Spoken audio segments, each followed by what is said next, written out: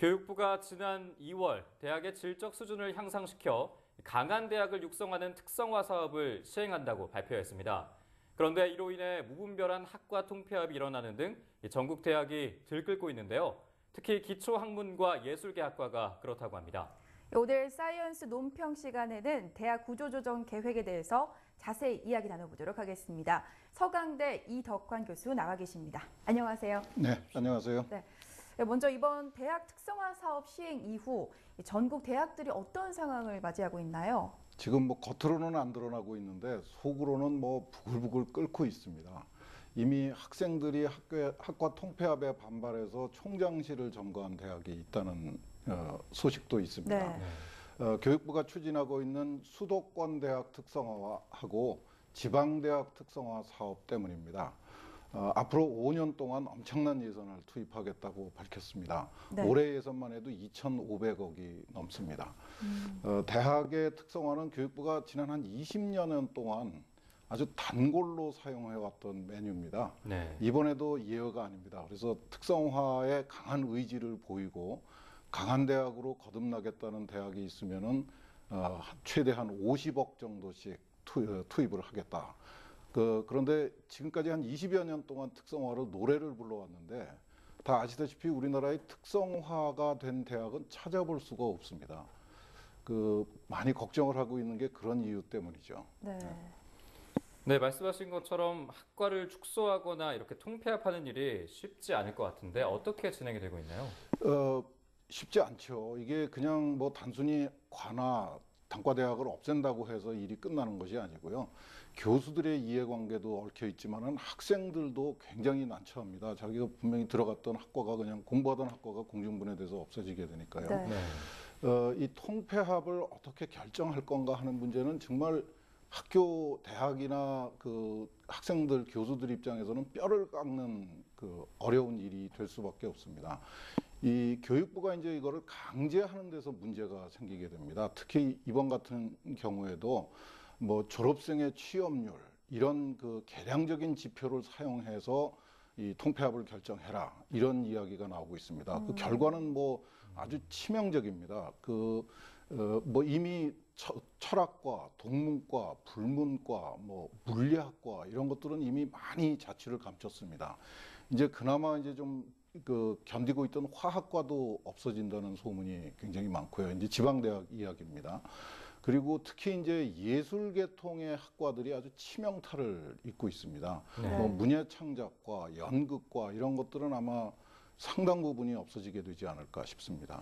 네, 그런데 교육부가 이렇게 갑자기 입학 정원 감축 그리고 학과의 통폐합을 강요하는 이유가 무엇인가요? 물론 이유 없이 그런 일을 벌이지는 않죠. 굉장히 절박한 이유가 있습니다. 이제 한국 전쟁이 끝난 후에 베이비붐이 있었죠. 그리고 이제 지금은 그 베이비붐 세대의 자녀들이 대학에 들어가는 그런 시간인데요. 네. 문제는 이제 앞으로 학생 수가 급격하게 줄게 된다는 겁니다. 지금 현재 수준으로 전국의 4년제 대학의 입학 정원은 한 56만 명 정도 됩니다. 지금은 그거보다는 조금 많아서 한 63만 명 정도가 고등학교를 졸업을 하는데 5년 정도가 지나면은 졸업생의 숫자가 56만 명보다 떨어지게 됩니다. 그리고 한 10년 후가 되면은 한 30% 정도가 모자라는, 그러니까 전국에 지금 입학 정원을 조정하지 않으면은 한 10년 후에는 전국의 대학에서 4년제 대학 중에서 한 30% 정도가 정원을 채우지 못하는 사태가 벌어진다는 거죠. 그러니까 좀 힘들더라도 어떤 노력이 필요한 것은 분명한 사실입니다. 네, 인구 축소 등에서 나름대로 이유가 있는 건데 네.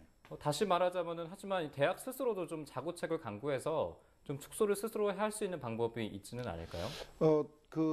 그것이 바로 문제입니다. 이제 고등학교 졸업생이 줄어드니까 대학의 규모도 이제 반드시 줄어들 수밖에 없는 상황이죠. 근데 지금까지는 우리나라가 이제 계속 이렇게 커지는 상황이었습니다. 대학도 예외가 아니어서.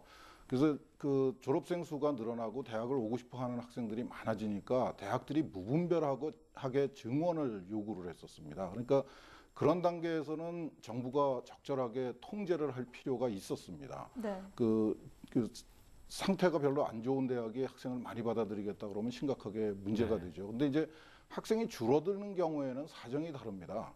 학생들이 더욱 민감할 수밖에 없습니다. 잘 못하고 있는 대학, 잘 못하고 있는 과는 교육부가 애써서 정부 예산을 투입하지 않더라도 스스로 없어지게 돼 있습니다. 그런데 지금 이제 교육부가 이렇게 적극적으로 나섬으로 해가지고 생기는 문제는 잘하고 있는 대학, 특히 또 기초학문 분야 이런 쪽에다가 치명타를 주게 된다는 거죠. 뭐 아주 나쁘게 해석할 수도 있습니다. 뭐 다 아시다시피 교육부에 고위 관료가 가 있었던 총장으로 가 있었던 대학은 아마 백발백중 살아남을 겁니다. 네. 이런 부작용을 불을 보듯이 뻔한데 왜 교육부가 이렇게 억지로 지금 그렇지 않아도 정부 예산이 모자란데 이거를 이런 쓸데없는 데다가 투입하는지 대통령께서 강조하는 규제 개혁하고는 정면으로 어긋나는 정책입니다. 그런 면에서 굉장히 심각하다고 보겠습니다. 네. 네.